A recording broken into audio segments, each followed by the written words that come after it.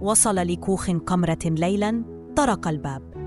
فتحت له بهيئة عجوز فقال لها: لقد ضللت طريقي وأريد مأوى لليلة فقط. جعلته ينام في عشة الدجاج، وفي الليل راقبها، لكنه ارتاب في شكل يديها وصوتها كفتاة، فاشتد شكه بها. وفي الصباح قدمت له الحليب والخبز، فدهش من طيبتها، فقال لها: أهل القرية يتحدثون عنك بالسوء وقد يهاجمونك يوماً. ارتبكت قمرة، لكنها أنكرت أن تكون ساحرة.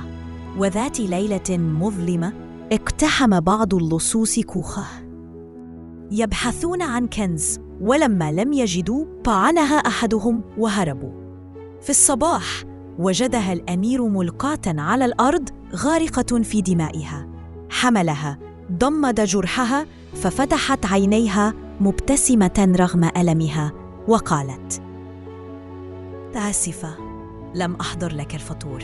اندهش من شكلها ولما أخفت جمالها وعاشت كعجوز، فقصت عليه حكايتها مع أمها وكيف حبست عن الدنيا.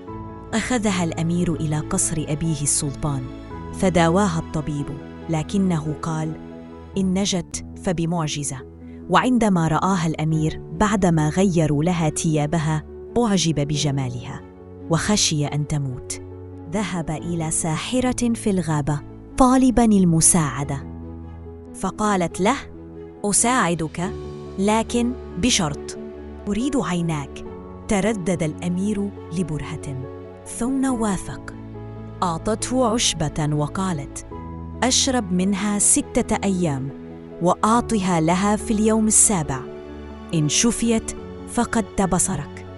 نفذ ما قالت، وعندما شربت قمرة في اليوم السابع شفيت، وفقد الأمير بصره. غضب السلطان وطرد قمرة من القصر، فقد كان ذلك بسببها.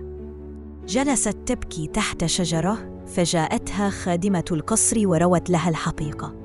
قصدت قمرة الساحرة، وحين اقتربت منها توهجت عيناها فهاجمتها دون أن تدري. صرخت الساحرة: سامحيني يا ملكتي. تركتها مندهشة لما سمعته، أنها ابنة جمانة الساحرة الكبرى، ملكة الساحرات، وقد عرفتها من رائحتها، وأن أمها اختفت ولا أحد يعرف مكانها.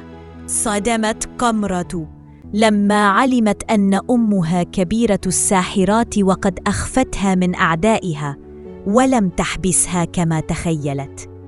بحثت قمرة في كتب أمها حتى وجدت علاجاً لبصر الأمير. أعدت الدواء ونقلته إلى القصر فأعطته للخادمة. شرب الأمير واستعاد بصره. أسرع الأمير يبحث عنها، فوجدها تتهيأ للرحيل. طلب منها الزواج، لكنها أخبرته الحقيقة كاملة. اندهش الأمير، لكنها اختفت فجأة مثلما اختفت أمها من قبل، تاركة وراءها لغزاً كبيراً وحباً ضائعاً. النهاية. هل أعجبتكم القصة؟ أحب هذه القصة كثيراً. إلى اللقاء، نلتقي في قصة أخرى إن شاء الله.